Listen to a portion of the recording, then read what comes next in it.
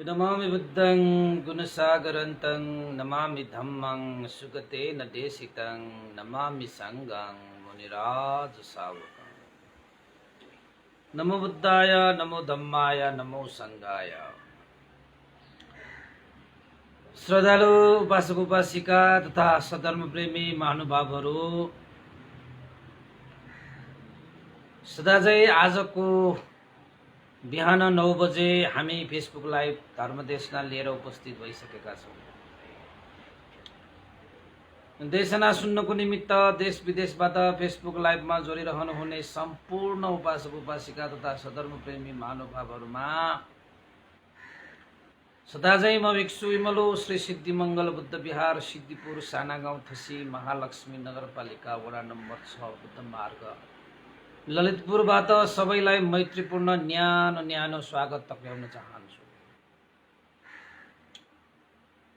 त उपासक उपासिका तथा सधर्म प्रेमी महानुभावहरू, देशना गर्ने क्रममा हामीले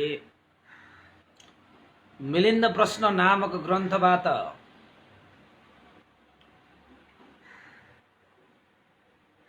महाराज मिलिन्दले नागसेन भन्ते सामुन्ने राख्नु भएको प्रश्न अकुशल छेदन विषयमा जुन प्रश्न गर्नुभएको थियो, हिजो पहिलो भाग हामीले देशना गरेका थियौँ। त भगवान बुद्धले पनि आफ्नो जीवनकालमा पञ्चस्कन्ध धारण गरिरहेको समयमा भगवान बुद्धले पनि शारीरिक दुःखहरू, कष्टहरू, वेदनाहरू भोग्नुभयो। त्यसै सिलसिलामा मिलिन्द राजाले भगवान नागसेन भन्तेलाई सोध्नु भएको थियो। भगवान बुद्धले पनि दुःख कष्ट पीडा सहनु पर्यो कि उहाँको अकुशल कर्महरू सकिएको छैन र अकुशल कर्महरू छेदन बिना नै उहाँ सर्वज्ञ हुनुभएको हो र? होइन महाराज, भगवान बुद्धका अकुशल कर्महरू सबै क्षीण भइसके हैन। जुन बेला बुद्ध गयाको बोधि वृक्ष मुनि 35 वर्षको उमेरमा भगवान बुद्धले बुद्धत्व ज्ञान लाभ गर्नुभयो, त्यो समय भगवान बुद्ध पूर्ण रूपमा विशुद्ध पवित्र निर्मल विमल भइसक्नुभयो।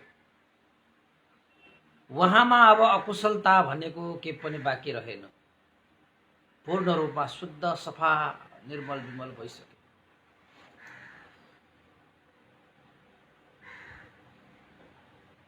त भन्ते नागसेन यदि अकुशलहरू पूर्ण रूपमा निरोध गरिसकेका भए कसरी दुःख वेदना र कष्ट सहनु पर्यो? यो सुख दुःख भनेको त कर्म, हाम्रै कर्मले मात्रै यो सुख दुःख हुने होइन र भन्ने विषयमा नागसेन भन्तेले सबै वेदनाहरू कर्मकै कारणले मात्र हुन्छ भन्ने हुँदैन। यद्यपि कर्मको कारणले सुख दुःख त हुन्छ नै, तर मात्र कर्मकै कारणले मात्रै यो जीवनमा सुख दुःख हुन्छ भन्ने हुँदैन। विभिन्न अरू कारणहरू पनि हुन्छन् भन्ने विषयलाई नागसेन भन्तेले मिलिन्द राजालाई देशना गर्नुभएको थियो। अरू कारणहरू भन्नाले तपाईको चाहिँ दुःख वेदनाहरूको 8 वटा कारणहरू, विशेषतः 8 वटा कारणहरू छन्। वायु बिग्रनाले, पित्तको प्रकोपले, कफ बढ्नुले, सन्निपात दोष हुनु, ऋतुहरू फेरिनु, त्यसै खानपानमा गडबडी हुनु, त्यस्तै बाहिरी प्रकृतिको अन्य प्रभावद्वारा र अन्तमा आफ्नो कर्म फलको कारणले गर्दाखेरि पनि जीवनमा सुख दुःखहरू उत्पन्न हुन्छ। त कर्मको फलले प्राप्त हुने दुःख कष्ट वेदनाहरू पनि त छन्, अवश्य छन्, त्यो नहुने भन्ने हुँदैन। तर पञ्चस्कन्ध धारण गरेर यो संसारमा आइसकेपछि स्वभावतः यो चाहिँ यो चतुर्महाभूतको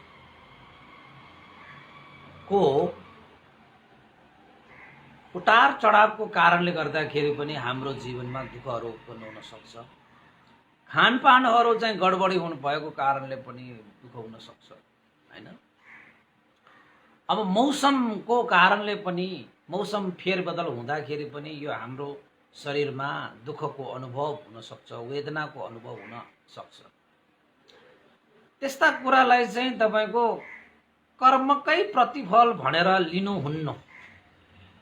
त्यो त बाहिरी प्रकृतिको कारणहरूले पनि हाम्रो जीवनमा प्रभाव त पारिरहेकै हुन्छ। किन त भन्दाखेरि पञ्चस्कन्ध धारण गरेर आइसकेपछि यो पञ्चस्कन्धको स्वभाव धर्म भनेको चाहिँ अनित्य, दुःख, अनात्मा स्वभाव धर्म हुन्छ। अब त्यही स्वभाव धर्मलाई नै तपाईले चाहिँ कर्मको फल मात्रै भनेर बुझिरहनु भयो भने त्यो भुल हुन जान्छ, त्यो मिथ्या हुन जान्छ। धेरै कारणहरू हुन्छन् तपाईको जीवनमा वेदनाहरू निस्किने। अब तपाईले खान पाउँदा पाउँदै पनि तपाईले खाइदिनु भएन हैन। मौसम परिवर्तन हुँदा हुँदै पनि तपाईले आफ्नो शरीरलाई उचित रूपमा राख्नु भएन हैन। अब तपाईको शरीरमा वायु बिग्रियो भने पनि यो त धातुहरूको शरीर हो हैन। यो धातुहरूको शरीर भएको कारणले गर्दाखेरि धातुमा पनि परिवर्तन भइरहन्छ। चिसो, तातो, गरङ्गो, हलङ्गो हैन। यस्ता स्वभाव धर्महरू पनि तपाईको शरीरमा भइरहन्छ। र भित्र पनि त्यस्ता स्वभावहरू छन्, बाहिर पनि त्यस्ता स्वभावहरू छन्। भित्र र बाहिरको त्यो स्वभावहरूलाई हामीले अनुकूल रूपमा राख्न सकिएन भने तपाईलाई वेदना त उत्पन्न हुने स्वभावै भयो। त्यो कर्मकै फलले उत्पन्न भएको वेदनाहरू होइनन्। त्यो त बाहिरी कारणहरूले, हावापानीको कारणले, खानपिनको कारणले, मौसमहरू बदल्नको कारणले, विभिन्न चाहिँ बाहिरी कारणहरूले पनि तपाईको जीवनमा वेदना हुन सक्छ, दुःख हुन सक्छ, कष्ट हुन सक्छ। त्यसैले चाहिँ यी बाहिरी कुराहरूप्रति पनि बहुश्रुतवान भएर त्यस्ता विषयलाई पनि उपयुक्त रूपमा चाँजो बाजो मिलाउन सक्नुपर्छ उपासक उपासिकाहरू। यदि त्यसरी मिलाउन सकिएन भने तपाईको मौसम बदल्ने बित्तिकै तपाईलाई दुःख हुन्छ, वेदना हुन्छ, पीडा हुन्छ, कष्ट हुन्छ।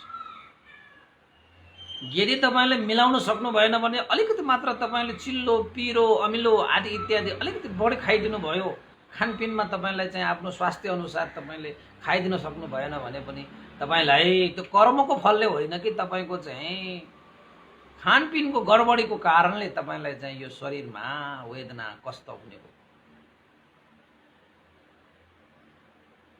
जुन यो शरीरको चाहिँ जुन नीति नियमहरू छन्, ती नीति नियमहरू खानपिनहरू पनि एक किसिमको नीति नियम जस्तै हो। यो शरीरलाई यो चाहिन्छ, त्यो चाहिन्छ, यस्तो खानुहुन्छ, उस्तो खानुहुन्छ भन्ने त हुन्छ नि नीति नियमहरू शरीरको पनि।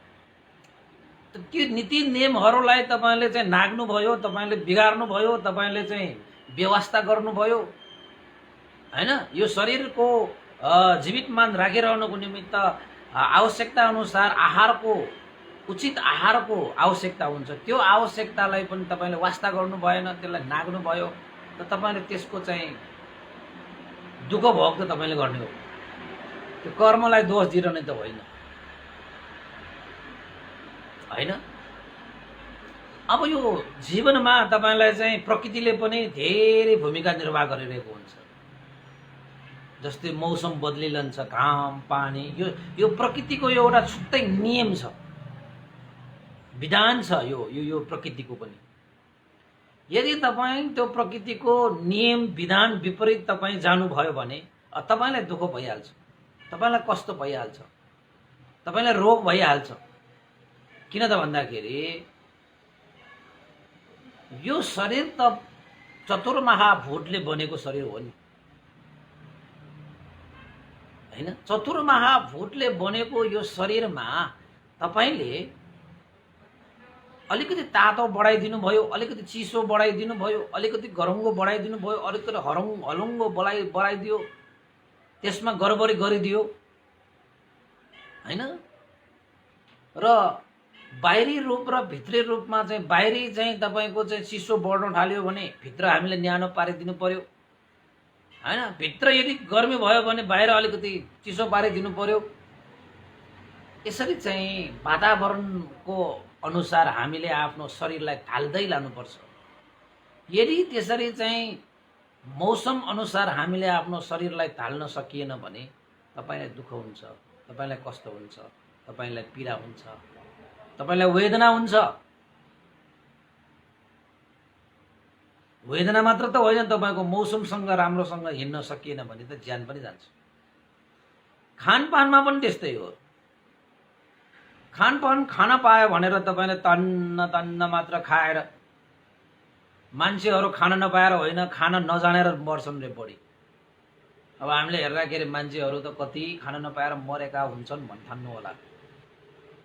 तर याद गर्नुहोस्, तपाईहरू खान नपाएर यो संसारमा धेरै मान्छे मर्दैन, खान नजानेर धेरै मान्छेहरू मरिरहेका हुन्छन्। कसरी मरिरहेका हुन्छन्?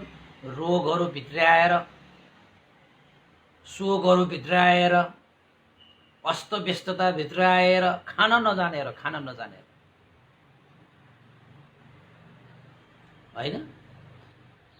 त्यसैले यो शरीरभित्र चाहिँ प्रवेश गर्ने ती खानाहरूमा चाहिँ मात्रा जान्नु आवश्यक छ। त्यो खानामा कुन बेला के खानुपर्छ भन्ने कुरा एउटा याद छ तपाईहरुलाई। पशुहरूलाई पनि कहिलेकाहीँ के खानुपर्छ भन्ने उनीहरूलाई थाहा हुन्छ। मैले कहिलेकाहीँ यो कुकुरहरूले घाँस खाएको देखेको छु। तपाईहरुले देख्नु भएको छ? कुकुरले घाँस खाएको ल भयो। अब कहिले खाएको देखेको छ तपाईहरुले? मैले चाहिँ देखेको छु है। खै तपाईहरुले देख्नु भएको भएन? कुकुरले पनि आफ्नो पेट गडबडी भयो भने, खानपानबाट उसको पेट गडबड भयो भने, त्यो कुकुरले पनि यो धरतीमा नै यस्तो घाँस खायो भने उसको पेट ठीक हुन्छ भन्ने उसलाई थाहा हुन्छ कि। कस्तो ज्ञान होला त्यो। हामी मान्छेलाई थाहा हुँदैन, कुकुरलाई थाहा हुन्छ। त्यस्तो पनि मैले देखेको भएर खानपिनमा त मात्रा, खानपिनको मात्रा त ज्ञान हुनुपर्छ हैन। त्यस्तै मौसमको पनि ज्ञाता हुनुपर्छ। मौसमको पनि बुझेर हामीले आफ्नो स्वास्थ्यलाई ठीक पार्न सकिन्छ। नत्र भने त्यो मौसम बदलियो भने तपाईको शरीरमा खतिरा आउने, तपाईको शरीरमा ज्वरो आउने, तपाईको शरीरमा विभिन्न रोगहरू लाग्ने आदि इत्यादि मौसम बदलिने बित्तिकै पनि तपाईलाई दुःख कष्ट हुन्छ नि। त्यस्तालाई पनि अलिकति जान्नुपर्छ। त मौसमबाट तपाईको शरीरमा वेदना भएको यो कर्मले प्राप्त भएको होला भनेर बस्नु त भएन नि। त्यो कर्मले तपाईलाई त्यो गरेको होइन कि। तपाईले सजिलैसँग चाहिँ चिसो भएको अवस्थामा न्यानो गरी बस्न सक्ने मान्छे पनि बसेन भने त यो त मेरो कर्मै होला भनेर बस्यो भने त तपाईलाई दुःख भइहाल्छ। किन त भन्दाखेरि सबै दुःख वेदना कष्टहरू यो शरीरमा यो मनमा त सबै कर्मकै कारणले मात्रै आउँछ भन्ने हुँदैन। धेरै कारणले हुन्छन्। भनेको छैन यो नागसेन भन्तेले 8 वटा कारणहरू त तपाईलाई भनिदिन सक्नुभयो।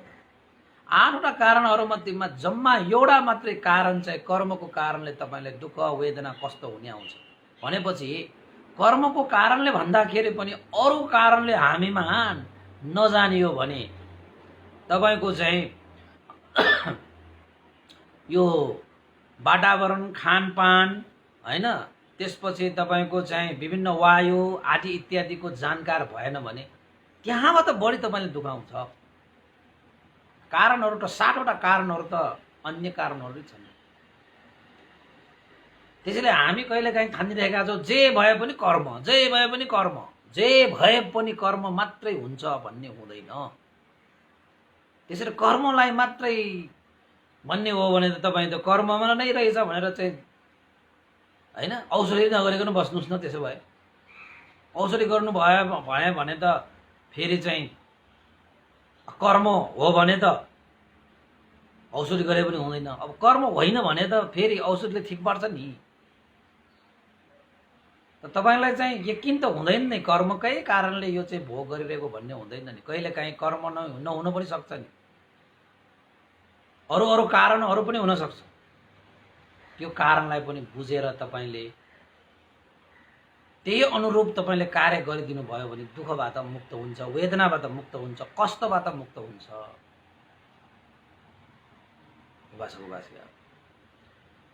त हिजो नागसेन भन्दैले मिलिन्द राजाले त्यही कुरा चाहिँ सम्झाउनु भएको, त्यही कुरालाई सम्झाउनु भयो हैन। त यसरी 8 प्रकारका कुराहरू भन्नु हुँदाखेरि आखिर त नागसेन भन्तेप्रति मिलिन्द राजाले के प्रश्न राखे त भन्दाखेरि, महाराज अब कर्म विपाकको रूपमा यानि कर्म फलको रूपमा प्राप्त हुने त हामीले पूर्व जन्ममा गरे आएको कर्मको फल भइहाल्यो। त यो जन्ममा पनि अरू 60 प्रकारका जुन कारणहरू छन् तिनीहरू पनि त कर्ममै आधारित हुन्छन्, तिनीहरू पनि कर्म नै आधार लिएर ती दुःखहरू उत्पन्न भएको हुन्छ हैन। त्यसैले तिनीहरू पनि कर्म नै आधारित भएको हुनाले कर्मकै कारणले मात्रै दुःख सुख हुने जस्तो भयो यहाँ भनेर मिलिन्द राजा भन्नुहुन्छ। त नागसेन भन्नुहुन्छ महाराज कर्मले गर्दा नै दुःखहरू उत्पन्न हुने हुन् भन्ने भिन्न भिन्न रूपमा विभाजन गर्न सकिन्छ। हुन त जीवनमा कर्मै कर्म, तपाईले खाएको पनि एउटा किसिमको कर्म हो नि, त्यो पहिलाको कर्म भएन, यो अहिलेको कर्म भयो नि त हैन। अब तपाईको कर्म फलले तपाईलाई प्राप्त हुने दुःख कष्ट भनेको चाहिँ पहिला गरि आएको कर्मको प्रतिफलको रूपमा प्राप्त हुने हैन, फललाई चाहिँ कर्मफल भनियो, त्यो पहिलाको कर्मफल।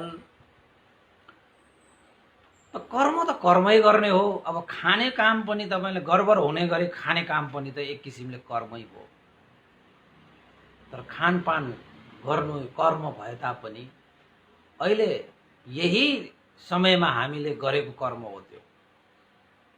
यही समयमा तपाईले त्यो कर्म नगरेको भए त्यसबाट बस्न सक्थ्यो, गरेको भएर तपाईलाई दुःख भयो, कष्ट भयो, पीडा भयो।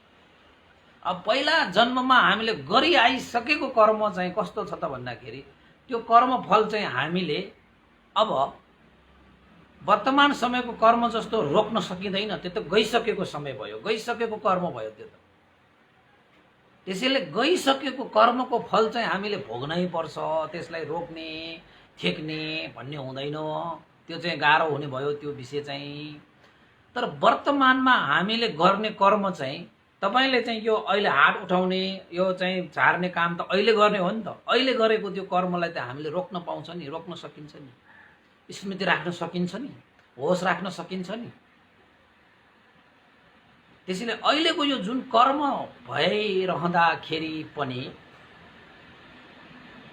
त्यो कर्म हाम्रो अधीनमा हुन्छ, हामीले भने जस्तो हुन्छ। अहिलेको यो वर्तमान कर्म चाहिँ पूर्व कर्मको फल चाहिँ कर्मफल नै भनेर आउँछ।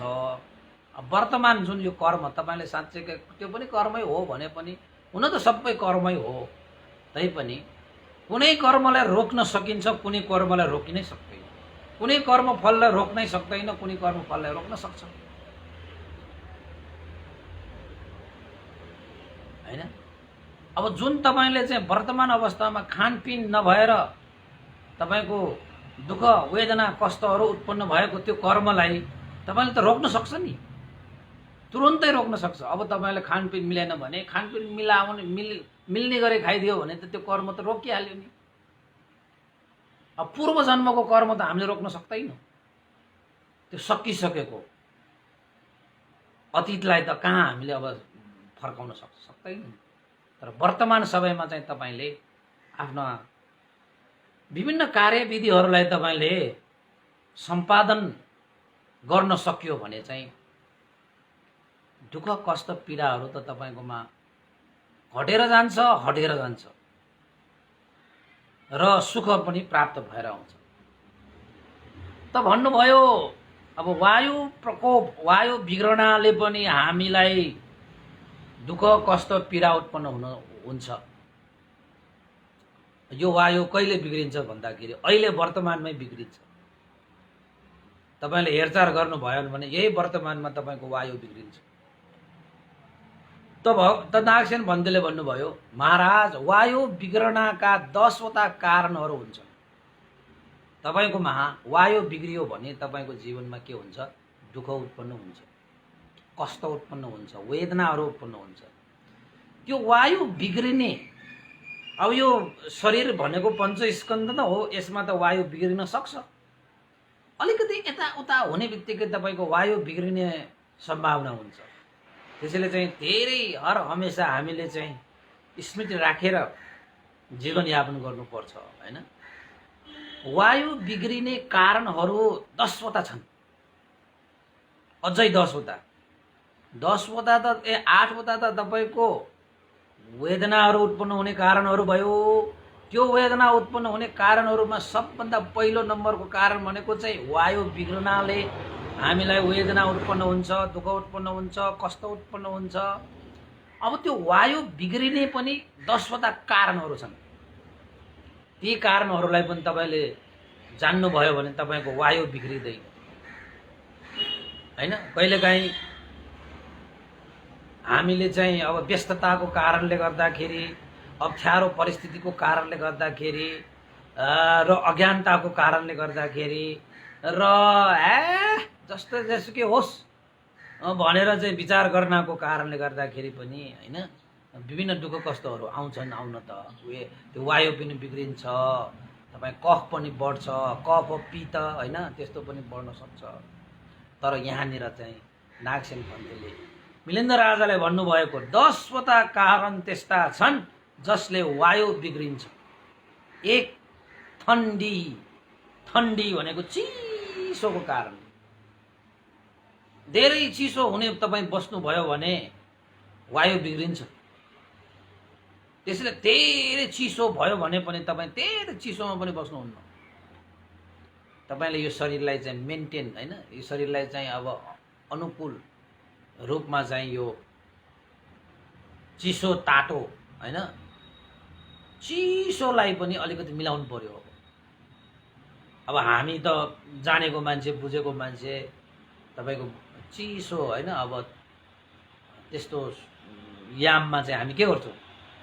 न्यानो न्यानो लुगा लगाइदिन्छ, हैन, आगो ताप्ने, घाम ताप्ने, यो शरीरलाई ठण्डीबाट बचाउने। त्यति त हामीसँग ज्ञान छ नि।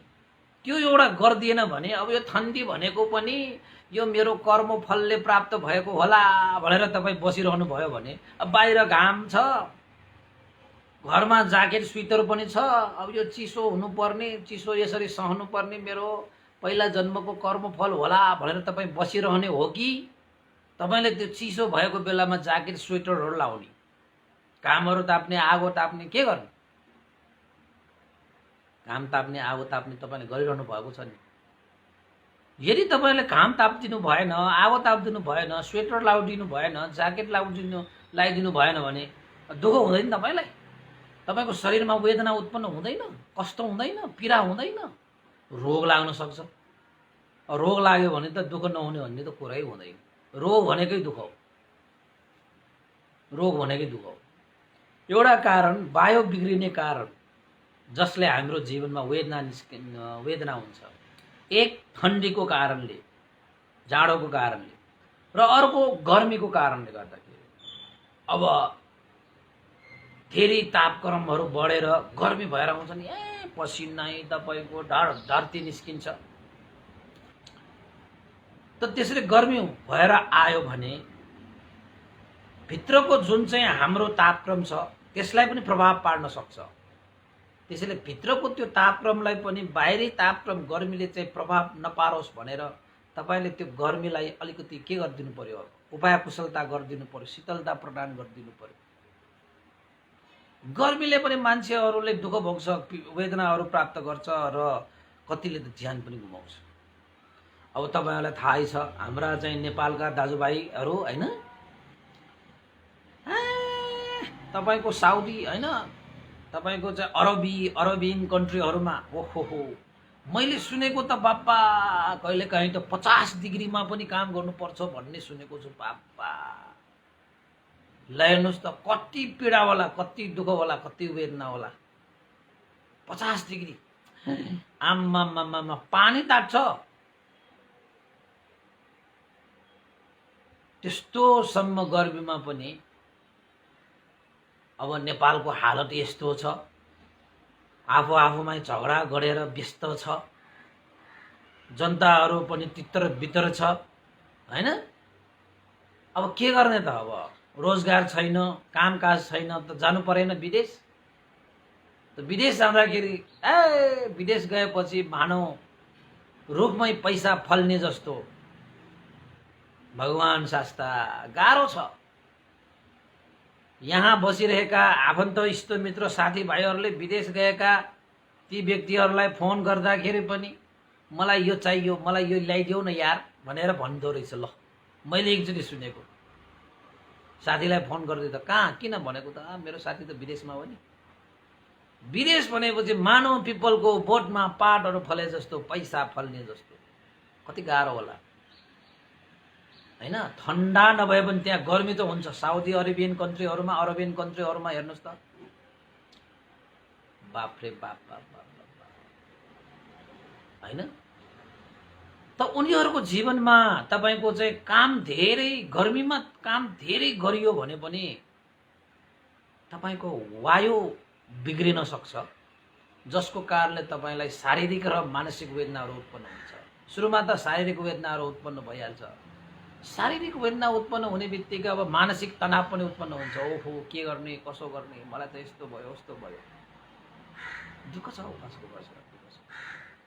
त्यसैले चाहिँ अब धेरै गर्मीले पनि तपाईलाई वायु बिग्रन सक्छ र वायु बिग्रियो भने तपाईलाई वेदना, दुःख, कष्ट हुन्छ। त नागसेन भन्देले मिलिन्द्र राजालाई भन्नुभयो, सर्दी जस्तो, ठन्डा जस्तो गर्मीले पनि वायु बिग्रिन सक्छ है। त्यसलाई पनि तपाईले चाहिँ के गर्नु पर्यो, अलिकति होस राखिदिनु पर्यो। यो मेरो कर्मले नै प्राप्त भएको भनेर बस्नुहुन्न। गर्मी भइरहेको छ भने शीतलता प्रदान गर्ने उपाय कुशलता पनि तपाईँ आफैले गर्नुपर्छ। यदि त्यो कर्मै हो भने पनि अहिले पनि त हामीसँग कर्म गर्ने समय छ नि। पहिला कस्ता कस्ता कर्म गरेर आए, यद्यपि कर्मै हो भने पनि केही छैन। कर्मको कारणले अहिले गर्मीमा बस्नु पर्यो, ठिकै छ, तर अहिले पनि त कर्म गर्ने समय छ नि हामीसँग। यद्यपि पूर्व जन्मको त्यो कर्म संस्कारले हामीले चाहिँ हैन फर्काउन सकिएन होला, तर यो जन्मको कर्म त गर्ने समय त हामीसँग छ नि। त्यो गर्मीलाई तपाईले चाहिँ शीतलता दिनको निमित्त, पार्नको निमित्त कस्तो कर्म गर्नुपर्छ त्यसलाई त उपाय कुशलता गर्नुपर्छ हैन। यसरी गर्मीको कारणले पनि तपाईको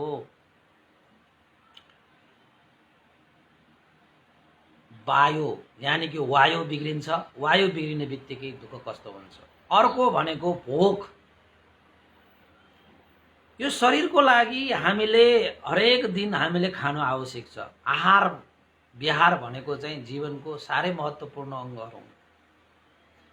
यदि तपाईले समय समयमा खाइदिनु भएन भने यो शरीरले तपाईलाई साथ दिँदैन। यो शरीरमा रोग लाग्न सक्छ, यो शरीरमा कष्ट हुन सक्छ, पीडा हुन सक्छ, दुःख उत्पन्न हुन सक्छ यो शरीरमा। त्यसैले चाहिँ यो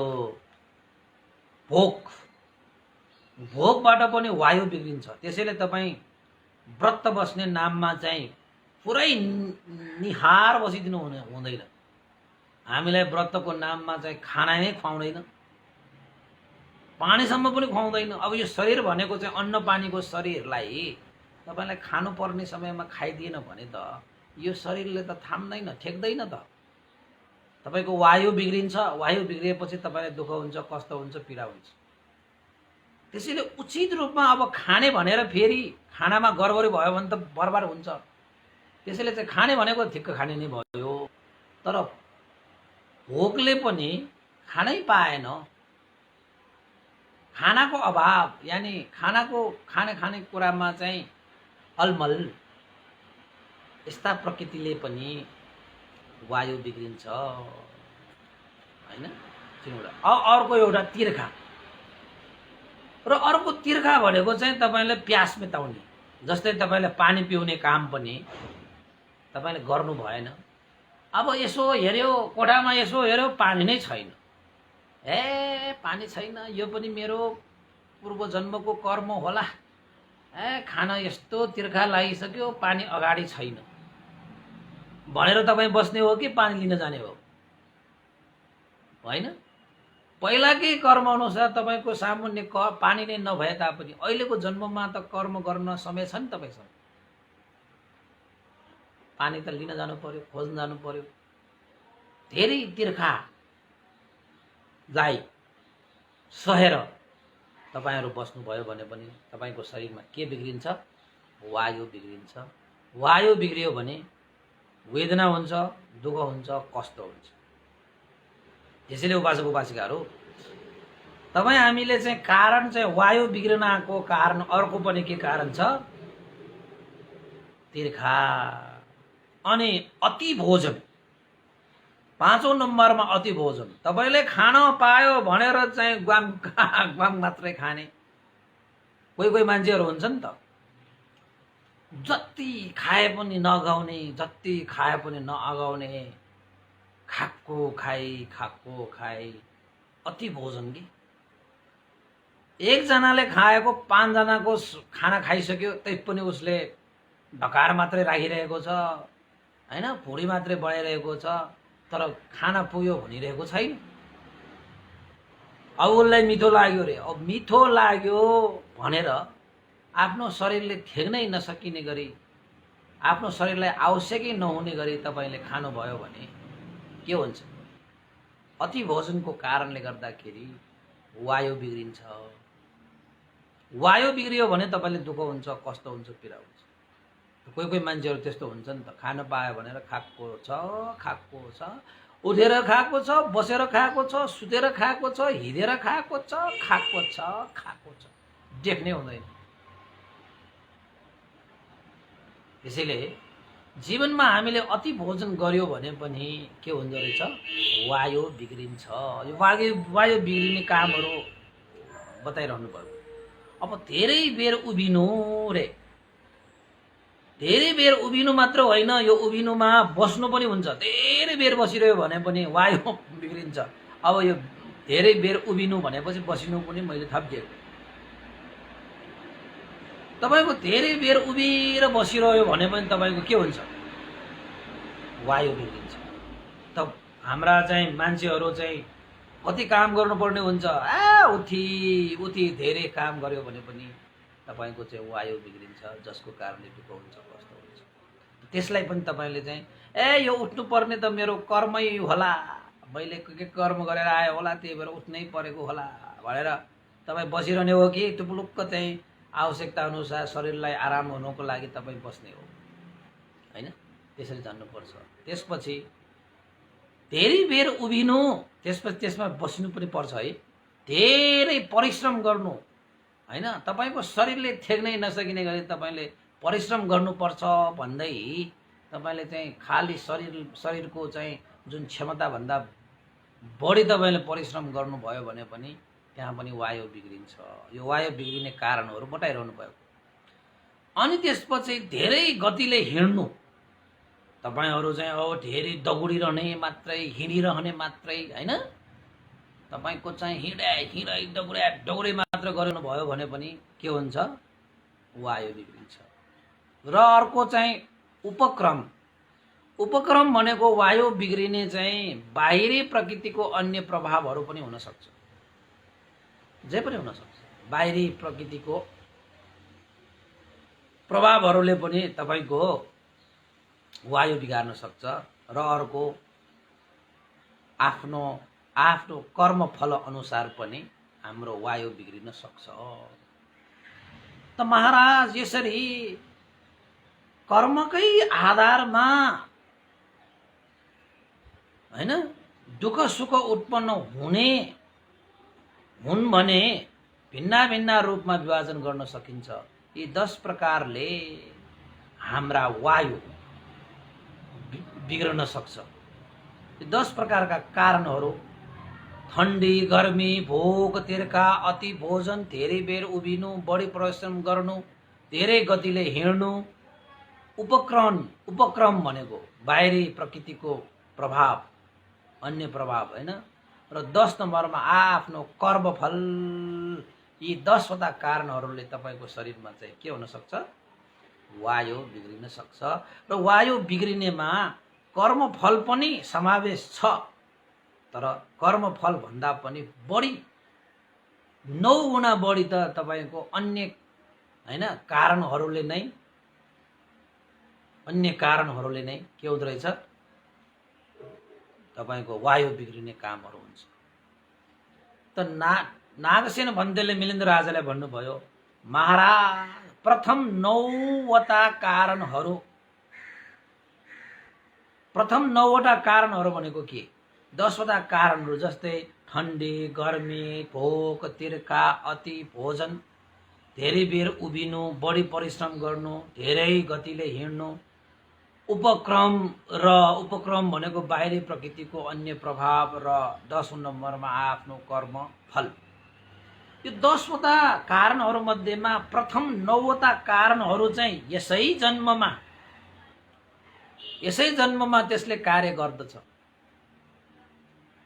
अन्य जन्ममा गएर त्यसले भोग्नुपर्छ भन्ने पनि हुँदैन। अब घाम लागेपछि त अहिले घाम लागेकोमा तपाईँ बस्नुभयो भने घाम लागेकोमा बसेर आएकोले, पहिला जन्ममा घाम लागेर बसेर आएकोले अहिले आएर तिमीले कर्म भोग गरेको भनेर हुँदैन।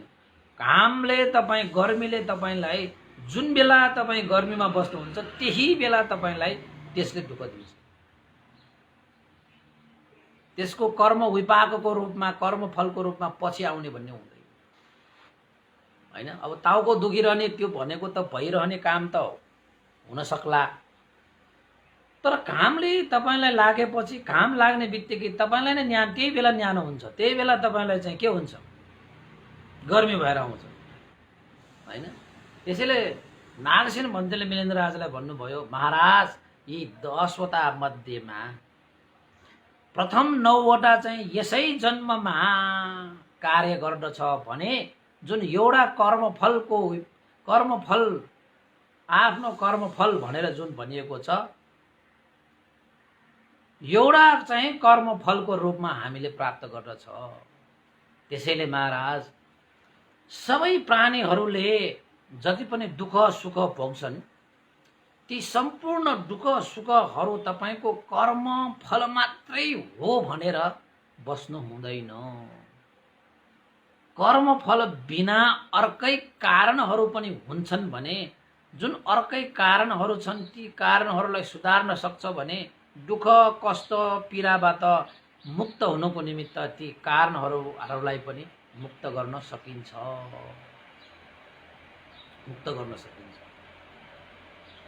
अब तपाईलाई चाहिँ अब प्यास लाग्यो, पानी नै खान पाएन भनेर यो मेरो कर्मै होला, पहिला जन्ममा मैले के गरेर आएको होला, त्यही भएर चाहिँ पानी खान पाएन भनेर बसिरहने हो कि तपाईँ पानी तिर्खा लाग्यो भनेर तपाईँले पानी खोज्न जाने?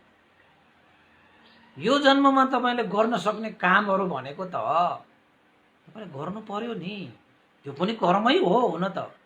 तर ती कर्महरू भनेको चाहिँ यही जन्ममा प्रतिफल दिने कर्महरू, पछि तपाईलाई पछि फल दिने त कर्मफलले दिइहाल्छ। त्यसैले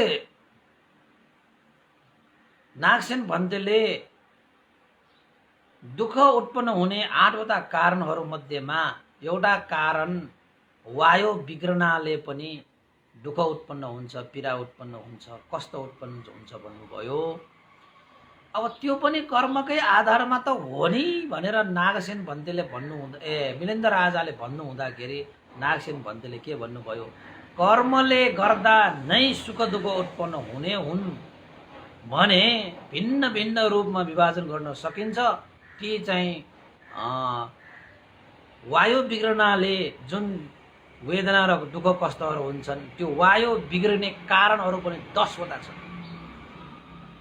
तपाईलाई त्यो 10 वटा याद गरिराख्नुहोस्। त्यसमा चाहिँ आफूलाई चाहिँ अनुकूल राख्न सकिएन भने तपाईलाई बिरामी होला, तपाईलाई रोग होला, तपाईलाई कष्ट होला, तपाईलाई पीडा होला। किन त भन्दाखेरि यो पञ्चस्कन्धको पनि आफ्नै एउटा नीति हुन्छ, नियम हुन्छ। चतुर्महाभूतहरूको पनि आफ्नो नीति हुन्छ, नियम हुन्छ, विधान हुन्छ। त्यो नीति नियम र विधानलाई कुल्चियो भने, त्यो नीति नियम विधानलाई तपाईले चाहिँ व्यवस्था गर्यो भने दुःख हुने त जसले गर्छ उसैलाई हुने हो नि। जसले गर्यो उसलाई हुने हो नि, ढिलो चाँडो हो मात्रै हो के। तपाईले मैले यस्तो ठन्डा ठन्डा खाइदिएको छु, बरफहरू आइसहरू खाइदिएको छु, खोइ त मलाई के पनि भएको छैन भन्नु होला। तर एक न एक दिन समय अनुसार त्यो ठन्डा खाएकोले तपाईलाई चाहिँ असर चाहिँ गर्छ। किन चिसो चिजहरू, धेरै चिसो चिजहरू त हाम्रो शरीरलाई त हुँदैन नि।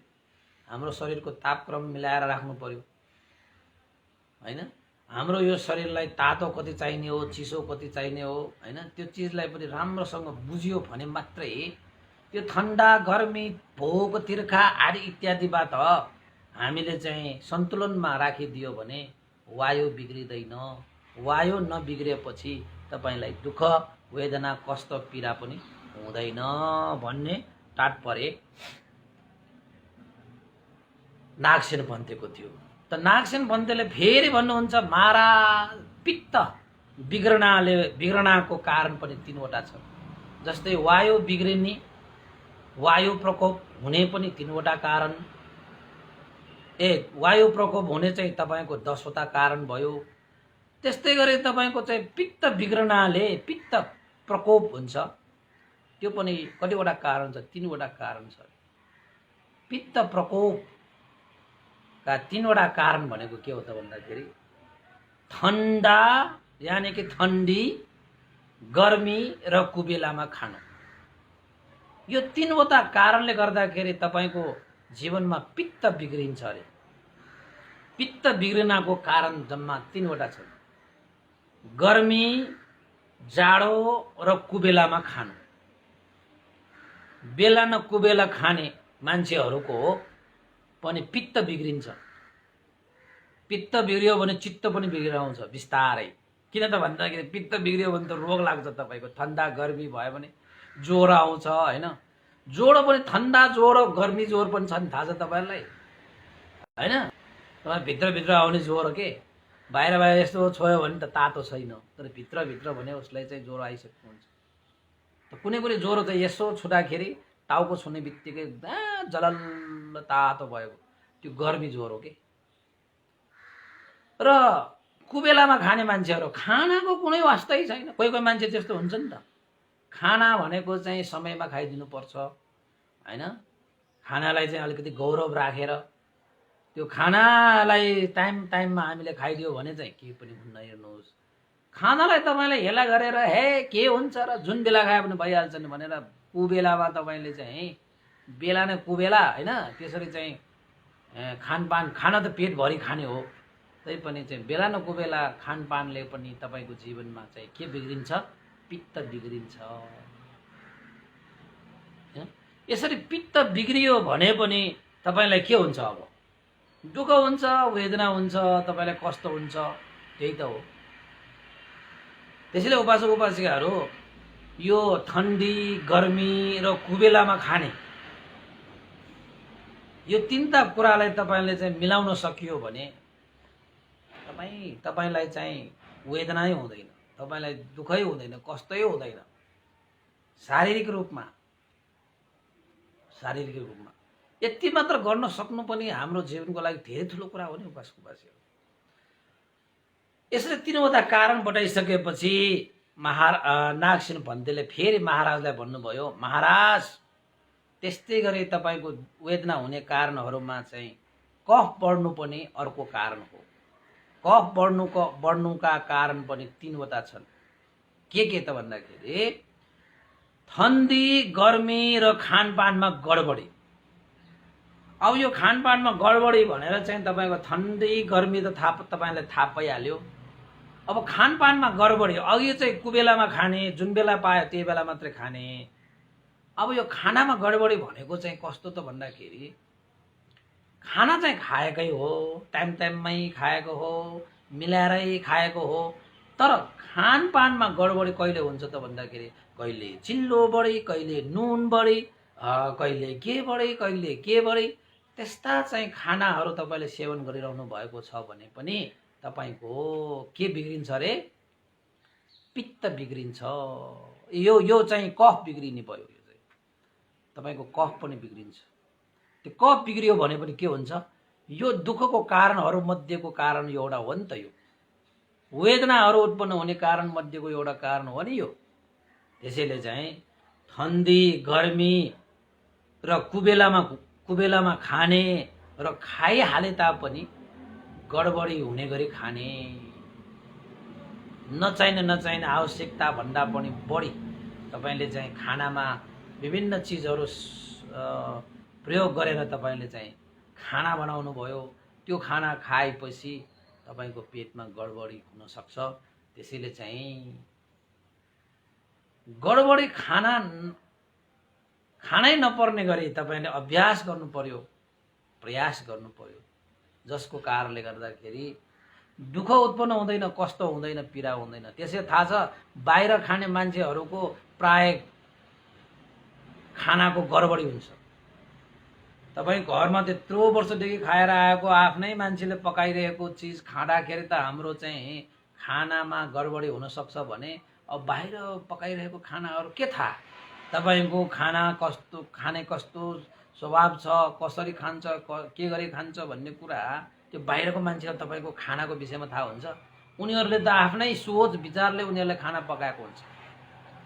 त्यो खाना पकाएकोमा पनि अब के हुन्छ? उनीहरूकै सोच विचारले चाहिँ पकाएको भनेर नुन बढी होला, तपाईँको चाहिँ तेल बढी होला, विभिन्न चिजहरूको त्यो खानाको उडाट चढावको कारणले गर्दाखेरि, खानाको गडबडीको कारणले गर्दाखेरि तपाईँको के हुन्छ? कफ बिग्रिन्छ। त कफ बिग्रियो भने पनि तपाईँको के हुँदो रहेछ? दुःख वृद्धि हुन्छ, कष्ट बिग्रि हुन्छ, वेदना वृद्धि हुन्छ। ल हेर्नुहोस् हैन? त्यसैले महाराज वेदनाहरू, कष्टहरू, दुःखहरू भनेको चाहिँ सबै कर्मकै कारणले मात्रै हाम्रो जीवनमा दुःख, कष्ट, पीडा, चिन्ता हुने होइन कि अन्य कारणहरूको कारणले, यानि कि हामी नजानेको कारणले, हामीले केही कर्म गरि नदिएको कारणले गर्दाखेरि पनि हामीमा के हुन्छ? दुःख, कष्ट, पीडा, शोक हुन्छ।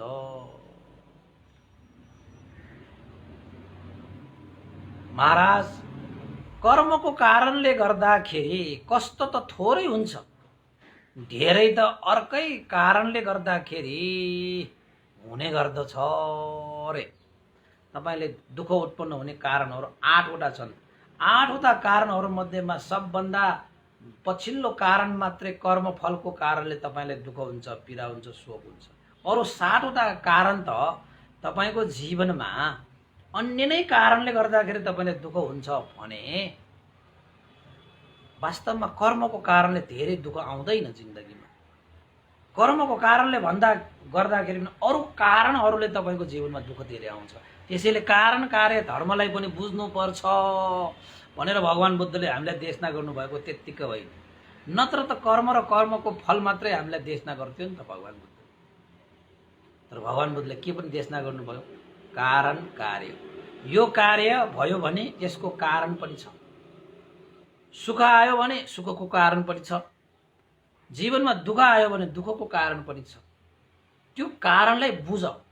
सुख आएको कारणलाई पनि बुझेर सुख आउने यो कारण रहेछ भनेर त्यो कारणलाई बुझेर सुख प्राप्तिको लागि त्यो कारणमा तपाईले आफ्नो जीवन यापन गर्न सकोस्, जसले गर्दा तपाईको जीवनमा सुख पाइरहन्छ।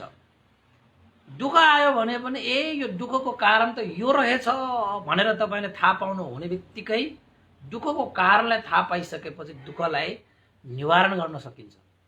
अनि कति रमाइलो भयो हैन? त्यसैले कारण कार्य धर्महरू तपाईले बुझ्न सक्नुपर्छ र बुझ्नै पर्छ। त्यसैले नागसेन भद्रले के भन्नुभयो? महाराज जीवनमा दुःख आउँछ, कष्ट आउँछ, पीडा आउँछ, चिन्ता आउँछ, वेदनाहरू आउँछ। यी सम्पूर्ण दुःख, कष्ट, पीडाहरू कर्मकै कारणले मात्रै आएको भनेर कहिले पनि त्यसै बसी नरहनु। मान्छे प्राणीहरूको जीवनमा कर्मको कारणले त थोरै मात्र दुःख आउँछ, थोरै मात्र कष्ट आउँछ, थोरै मात्रै वेदना आउँछ। अरू बाँकी वेदना कष्ट र दुःखहरू भनेको त हामी अज्ञानी भएर, हामीले नजानेर, होइन, हामीले नबुझेर हाम्रो जीवनमा दुःख आउने हो।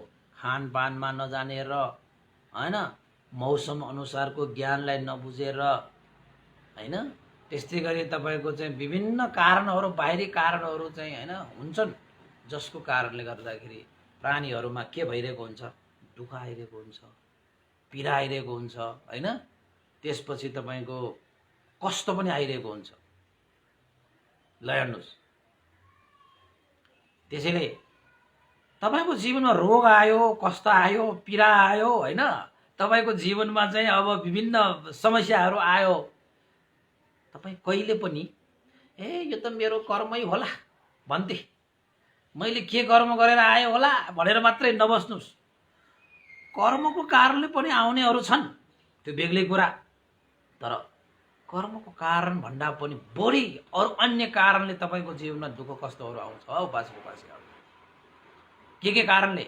खानपान नमिलेको कारणले, लवाई खवाई नमिलेको कारणले, मौसमहरू बदलेको कारणले गर्दाखेरि, होइन, तपाईँको चाहिँ पित्त बिग्रनाले, वायु बिग्रनाले, तपाईँको सन्निपात, होइन, यसरी चाहिँ विभिन्न कारणहरू छन्, यसरी नै हुन्छन्।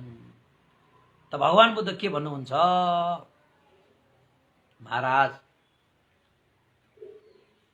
कर्मको कारणले हुने कष्ट थोरै हुन्छ, धेरै दुःख वेदना कष्टहरू त अर्कै कारणले नै दुःख कष्ट वेदनाहरू हुन्छ।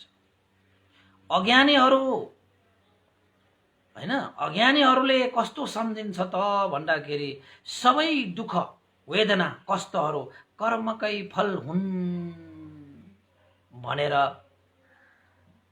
यो अज्ञानीहरूले चाहिँ सबै वेदना दुःख कष्टहरूलाई चाहिँ कर्मलाई चाहिँ टारिदिन्छ। यिनीहरूले चाहिँ दुःख आयो कर्मले होला, शोक आयो कर्मले होला, खाली कर्मलाई मात्रै पन्छाएर अज्ञानीहरूले मात्रै सबै दुःख कष्टहरू चाहिँ के भन्छ, कर्ममा पन्छाएर बस्छ, कर्मले नै गर्दा भएको भनेर सम्झिन्छ अरे। तर ज्ञानी मान्छेहरूले चाहिँ के सम्झिन्छ, सबै दुःख वेदना कष्टहरू कर्मफलको आधारमा मात्रै आउने होइन, अन्य थुप्रै कारणहरू पनि रहेछ। ती कारणहरू खोजनीति गरेर त्यो दुःख वेदना कष्टहरू चाहिँ उनले समाधान गरिहाल्छ, होइन। कसको कर्म कहाँसम्म छ, कसको कर्म के छ, उसले पहिलाको जन्ममा के गरेर आए, अहिलेको जन्ममा उसले कस्तो कर्म विपाक भोग्ने र भविष्यमा उसले चाहिँ कर्म फलको अनुसार के पाउने भन्ने कुरा त भगवान् बुद्धले मात्रै भन्न सक्छ, अरू कसैले पनि भन्न सक्दैन, अरू कसैले पनि भन्न सक्दैन। त्यसैले कर्म र कर्मको फल अवश्य हुन्छ, याद गर्नुहोस्। कर्म र कर्मको फलले तपाईँको जीवनमा दुःख पनि उत्पन्न हुन्छ, वेदना पनि उत्पन्न हुन्छ, कष्ट पनि उत्पन्न हुन्छ। तर तपाईँले यो सोच्नु भएन कि तपाईँको जीवनमा उत्पन्न भएका साराका सारा वेदनाहरू, साराका सारा दुःखहरू, साराका सारा कष्टहरू खाली कर्म फल मात्रै भनेर बस्नु भएन। उपासक उपासिकाहरू, नागसेन भन्देले महेन्द्र राजालाई सम्झाउन खोज्नु भएको त्यही विषय हो।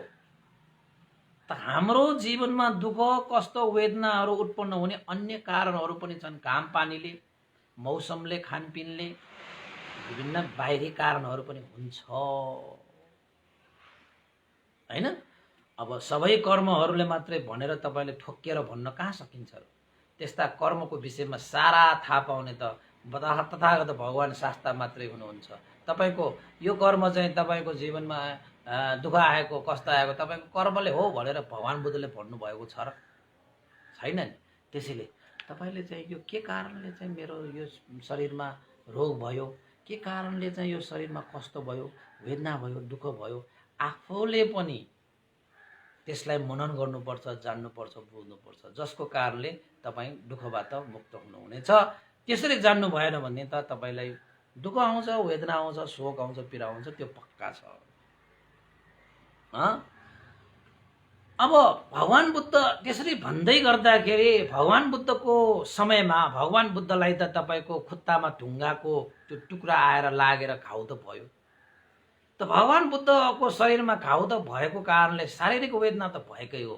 जीवको वैद्यले नै त्यो घाउलाई औषधि राखेर निको पार्नु भएको। त भगवान बुद्धको जीवनमा यो घटेको घटनाहरू कुनै घटनाहरू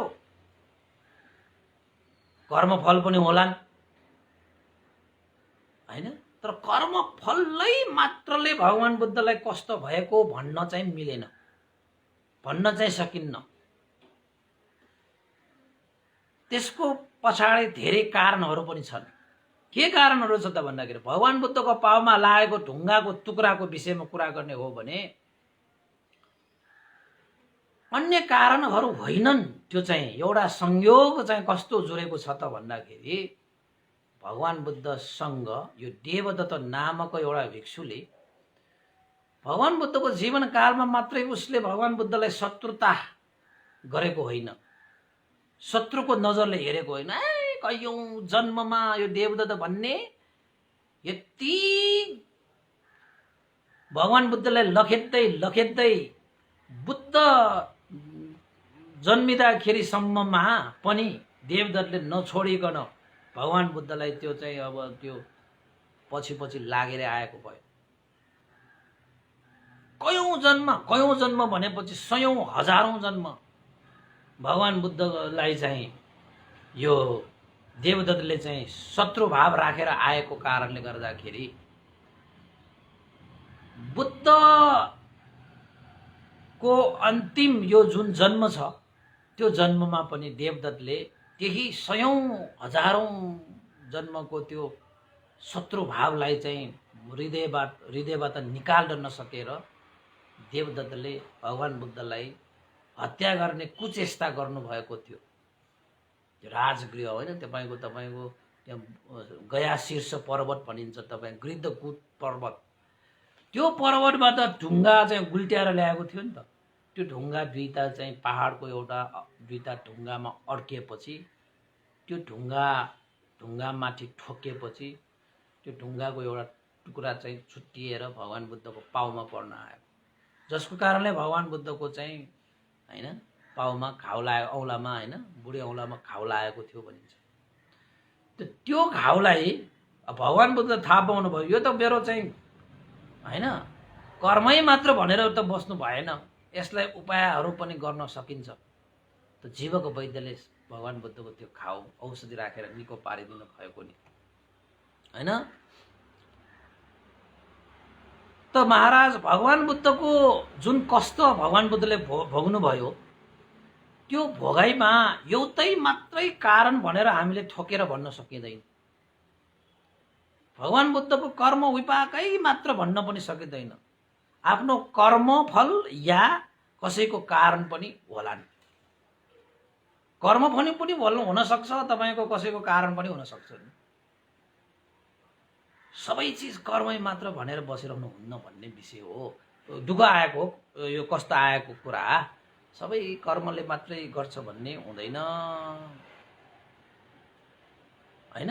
त्यसैले भगवान बुद्धको जुन खुट्टामा ढुङ्गा लागेर जुन कष्ट भयो, पीडा भयो, वेदना भयो, अब यो शरीर भनेको त सब तपाईको पनि छ, हाम्रो पनि छ। यो पञ्चस्कन्ध धारण गरेसम्म त शरीर भइरहन्छ। त भगवान बुद्धको शरीरमा पनि त्यसरी घाउ हुँदाखेरि त कष्ट त भयो, वेदना त हुन्छ। तर याद गर्नुस्, अकुशल कर्म बाँकी नरहेका व्यक्तिहरू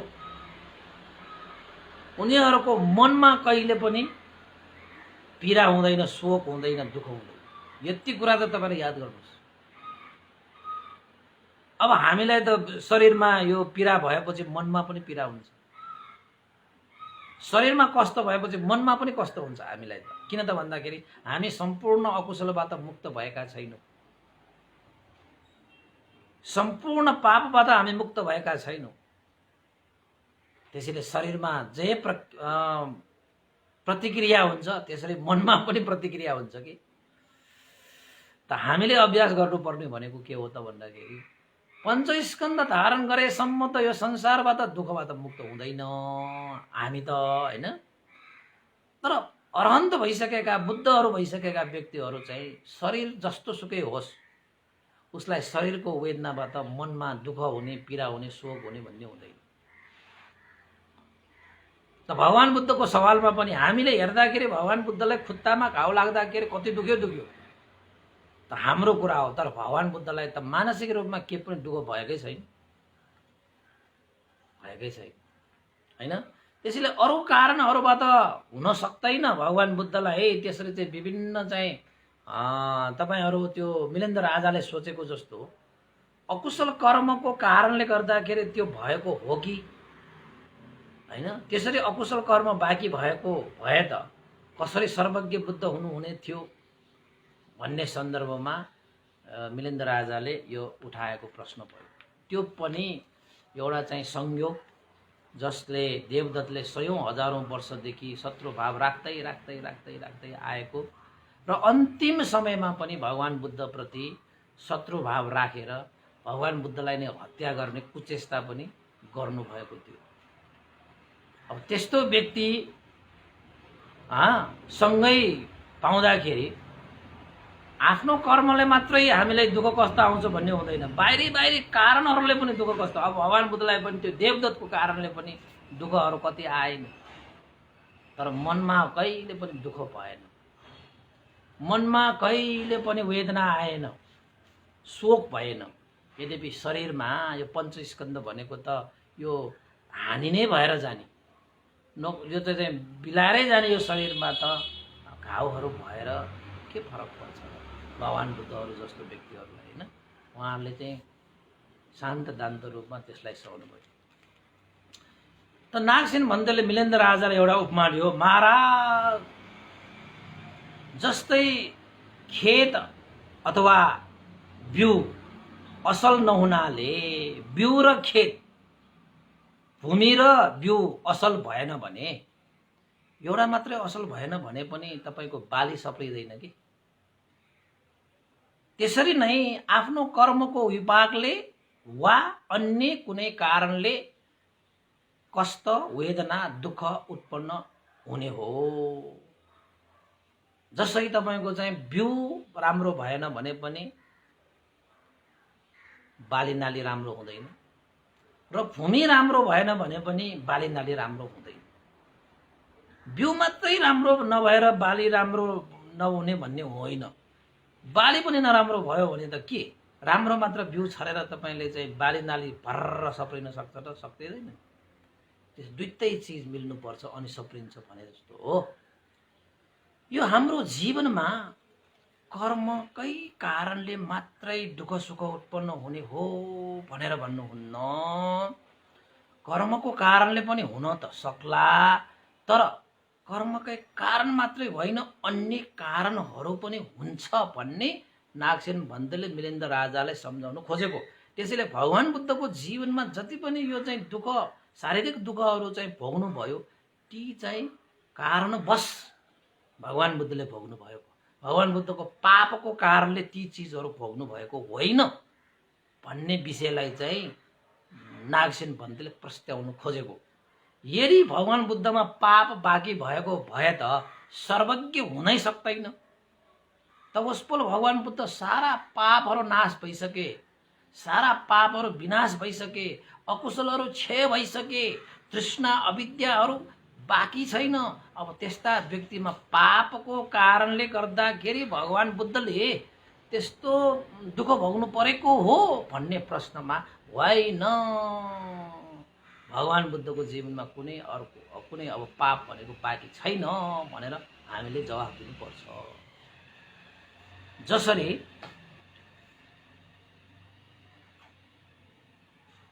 बिउ र भूमि दुईटामा एउटा असल नहुनाले बाली सप्रिँदैन, त्यसरी नै कर्मफल असल नहुनाले, होइन, कर्मफल असल होइन कि कर्मफलको कारणले पनि दुःख कष्ट पीडा उत्पन्न भए जस्तै अन्य कारणहरूले पनि उत्पन्न हुन्छ। बाली नाली नसप्रिने भनेको भूमि मात्रै बिग्रेर होइन, बिउ मात्रै बिग्रेर होइन, कुनै पनि कारण हुन सक्छ भन्ने कुरा हैन। त्यस्तै महाराज यो पेट गडबडी भयो रे ल एकैछिनको लागि हैन। पेट एउटा चाहिँ भगवान बुद्धको पनि चाहिँ पेट गडबडी भयो या तपाईँको पेट गडबडी भयो भनेपछि भन्यो भने पनि खानाको गडबडी, खाना अपाच्य भएको कारणले गर्दाखेरि पनि त पेट गडबड हुन्छ, पेट दुख्ने हुन्छ हैन। अब भगवान बुद्धको जीवनमा पनि त पेट दुखेको थियो, त भगवान बुद्धको जीवनमा पेट दुख्यो भन्दैमा के त्यो अब भगवान बुद्धको चाहिँ पाप कर्मको फलले त्यस्तो भएको भन्न मिल्यो र? मिलेन नि हैन। भगवान बुद्धको त्यो वेदनाहरू जुन भोग्नु परेको त्यो कारणहरू चाहिँ कर्मफल पनि हुन सक्छ कसैको कारण हैन, त्यो कर्मफलको कसैको कारण र अरू कुनै कारणले हैन पनि हुन सक्छ। त्यसैले भगवान बुद्धको वेदनाहरू भनेको चाहिँ कर्मफल हो, कसैको कारणले हो, अरू कुनै यो पाप कर्मको कारणले भयो कि भन्ने हुँदैन। किन त भन्दाखेरि यो शरीर भनेको चाहिँ पञ्चस्कन्धको शरीर भएको कारणले गर्दाखेरि जबसम्म यो संसारमा हामीले यो शरीर धारण गर्छ, यो शरीरलाई चाहिँ हामीले ग्रहण गर्छ, तबसम्म यो अनित्य दुःख अनात्माको यो संसारमा आइसकेपछि तपाईले यो शरीरबाट तपाईले दुःख पाउनुहुन्छ सुख पाउनुहुन्छ भनेर त सोध्दा नसोध्दै पनि हुन्छ। अन्तमा यो शरीरले तपाईले दुःखै दिन्छ। किन त भन्दाखेरि यो संसारै दुःखमय छ त। यो शरीर मात्रै सुख हुन्छ भन्ने हुन्छ र? हुँदैन नि। संसारै दुःखमय छ त। यो संसारै अनित्य छ, यो संसारै अनात्मा स्वभाव छ। आफ्नो मेरो मेरो भन्ने कुनै पनि यो संसारमा छैन। अब त्यस्तो संसारमा आएर तपाईले चाहिँ मेरो भन्न थाल्यो भने दुःख भइहाल्छ। अब संसारको यो दुःखमय संसारमा आएर यो शरीर त सुखै हो भनेर तपाईले ग्रहण गर्नुभयो भने तपाईलाई दुःखै बढी हुन्छ। यो अनित्य संसारमा आएर तपाईले यो संसार त नित्य हो भनेर तपाईले ठान्नु भयो भने, अब अनित्य संसारमा आएर नित्य ठान्ने मान्छेलाई तपाईलाई दुःख त भइहाल्छ हैन। त्यसैले यो पञ्चस्कन्ध ग्रहण गर्ने भनेकै अनित्य दुःख अनात्मा स्वभावलाई ग्रहण गर्ने हो कि। जसले अनित्य दुःख अनात्मा स्वभावलाई ग्रहण गर्दछ उसले दुःखबाट मुक्त गर्दछ हैन। त्यसरी नै भगवान त्यसरी नै अर्को एउटा चाहिँ उपमा दिनुभएको छ यो नागसेन भन्तेले।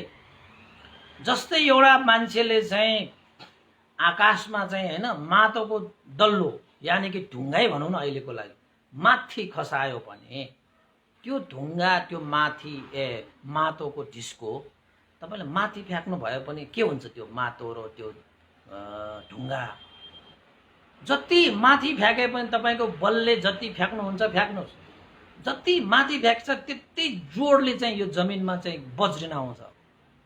अलिकति माथि उठ्यो भने अलिकति नै बज्रिन्छ, अलिकति धेरै माथि उठ्यो भने धेरै बज्रिन्छ। माथिसम्म तपाईले त्यो ढुङ्गा या माटोको ढिस्कोलाई तपाईले फ्याक्नु भयो भने त्यति नै जोडले यो धरतीमा के हुन आउँछ? बज्रिन आउँछ। अब के तपाईले के सोच्ने त? यो पृथ्वीमा त्यसरी बज्रिन आएको त्यो पृथ्वीको कर्म होला, कर्मफल होला, कर्म विपाक होला भनेर सम्झिने हो र? होइन नि। किन त भन्दाखेरि तपाईको यो पृथ्वीको एउटा कस्तो स्वभाव हुन्छ त भन्दाखेरि जतिसुकै माथि चिज तपाईले चाहिँ बल शक्तिले माथि फ्याके तापनि यो पृथ्वी यो धरतीको स्वभावै कस्तो हुन्छ त भन्दाखेरि उसलाई तानेर लिने स्वभाव नै हुन्छ। त्यसैले त्यो फ्याकिएको माटोको ढिस्को ढुङ्गो यो शरीर यो जमिनमा धरतीमा बज्रन आयो भन्दैमा त्यो पृथ्वीमा त अब के पर्छ? असर पर्ला, त्यो माटो फुट्ला, तपाईको ढुङ्गाले के होला हैन। त्यसरी चाहिँ पृथ्वीमा खसालेको त्यो माटोको ढिस्को या ढुङ्गा कर्मको कारणले खसेको होइन, कर्मको कारणले त्यो बज्रेको होइन। त्यो धरतीमा त्यसरी चाहिँ बज्रेर विनाश भएको त्यो कर्मको कारणले होइन कि त्यो स्वभावतः यो संसारको स्वभावतः त्यो खस्छ, त्यो जमिनमा चाहिँ बज्रिन्छ, त्यो त स्वभावै हो। त्यो स्वभाव धर्मको अनुसार त्यो भएको हो। त्यो कर्मको फलले त्यो भएको होइन रे, हैन? त्यसरी नै यो असल खराब कर्मको कारणले मात्रै दुःख सुख हुने होइन कि अन्य अन्य कारणहरूले पनि जीवनमा दुःख सुख हुन्छ, हैन? अब त्यो पृथ्वीमा त्यसरी बजारिनु पर्ने त्यो पृथ्वीको कर्मफल होइन रे, त्यो त मान्छेले त्यो माथि फ्याक्दाखेरि मान्छेले फ्याकेको अनुसार नै त्यो स्वभावत त्यो खस्ने नै उसको कारण, स्वभाव नै उसको कारण हो भनेर नागसेन पन्तले भन्नुभयो। त्यसरी नै भगवान बुद्धको यो जीवनलाई, भगवान बुद्धको यो शरीरलाई पनि, हैन, हामीले के सोच्नु पर्यो त भन्दाखेरि पृथ्वी जस्तै सोच्नु पर्यो।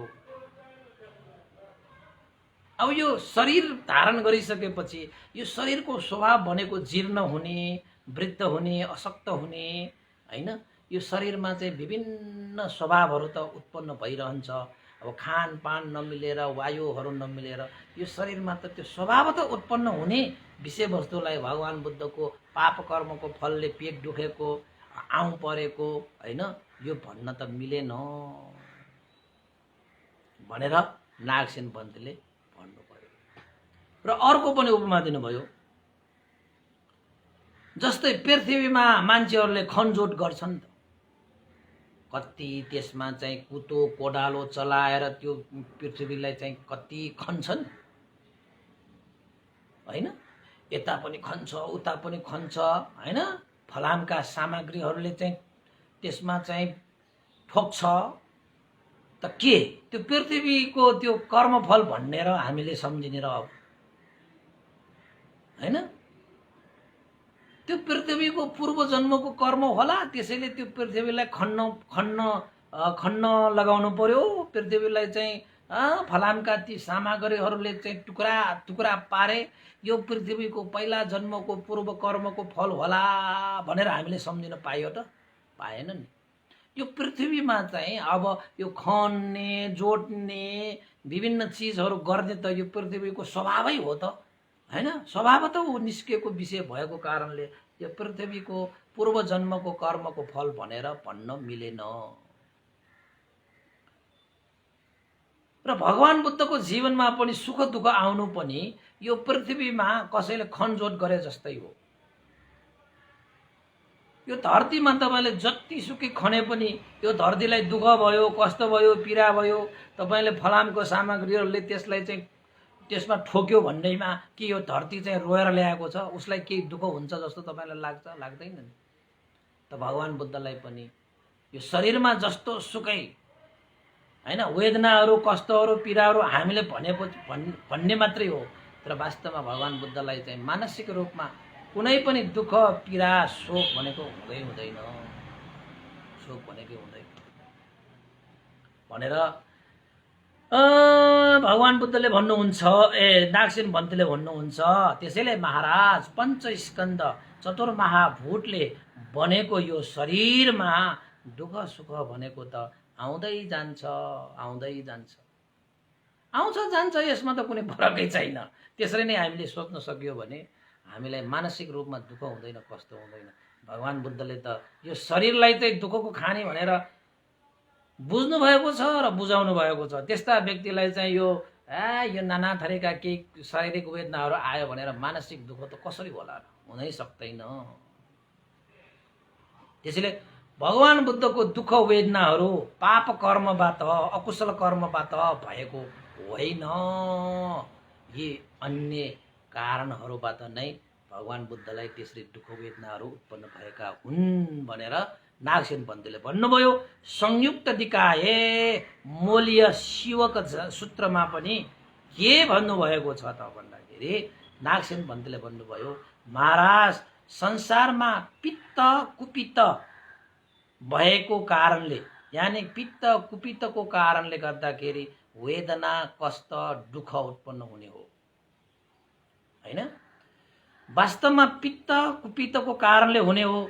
तर कोही कोही श्रमण ब्राह्मणहरूले यदि कर्मकै कारणले मात्रै दुःख कष्ट शोक पीडा हुन्छ भन्छ भने उनीहरूले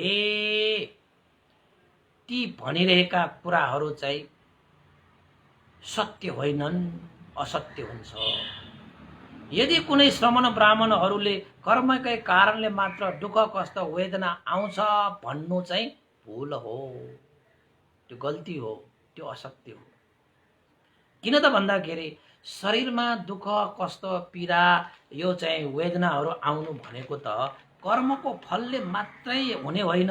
यसको लागि वायु प्रकोप, पित्तको प्रकोप, कफ बढ्नुको कारणले, सन्निपात दोष हुनु, ऋतुहरूको परिवर्तनले, अनि खानपान गडबड हुनुको कारणले, बाहिरी प्रकृतिको अन्य प्रभावले र आफ्नो कर्म फलको कारणले गर्दाखेरि हाम्रो यो जीवनमा कस्तो हुन्छ, दुःख कष्ट पीडा हुन्छ। त्यसैले हामीले यो सोच्नु हुँदैन कि कुनै पनि श्रमण ब्राह्मणले यदि कर्मको कारणले सुख हुन्छ, कर्मको कारणले मात्रै दुःख हुन्छ, मात्रै है, कर्मको कारणले सुख दुःख त हुन्छ, तर कर्मकै कारणले मात्रै सुख दुःख भनेको होइन, अन्य कारणले गर्दाखेरि पनि सुख दुःख उत्पन्न हुन्छ भनेर चाहिँ जान्नुपर्ने। तर कोही कोही श्रमण ब्राह्मणहरूले त्यस्तो भन्छन् भने त्यो भूल हो। किन त कारण 8 प्रकारका कारणहरू पनि छन् हैन। त्यसैले सुख दुःख असुख अदुःख कर्मकै कारणले मात्रै हुन्छ भन्नु चाहिँ मिथ्या हो महाराज। सुख दुःख असुख अदुःख भनेको यसको चाहिँ विभिन्न चाहिँ कारणहरू हुन्छन्। त्यसैले महाराज निचोडमा भन्ने हो भने हैन, दुःख सुख कष्ट यो वेदनाहरू कर्मकै कारणले मात्र होइन, विभिन्न अरू कारणहरूबाट पनि हुन्छ भन्ने निचोड निस्केको रहेछ महाराज भनेर नागसेन बन्देले मिलिन्द्र राजालाई सम्झाइदिए।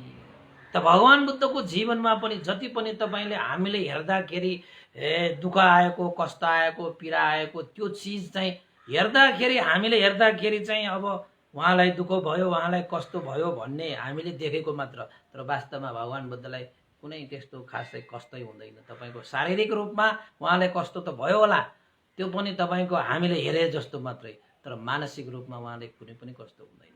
जसरी धरतीमा तपाईले खन्नुहोस्, त्यहाँ चाहिँ कुडालो चलोस्, हलो जोतोस्, धरतीलाई कुनै दुःख पीडा शोक भनेको हुँदैन। त्यसरी नै भगवान बुद्धको जीवनमा पनि यस्तो जस्तो सुकै रोग शोक भए नै आए पनि भगवान बुद्धलाई दुःख भयो, भगवान बुद्धलाई कष्ट भयो, भगवान बुद्धले पापको फल भयो भन्ने हुँदैन। किन त सबै पाप त विनाश गरिसक्यो।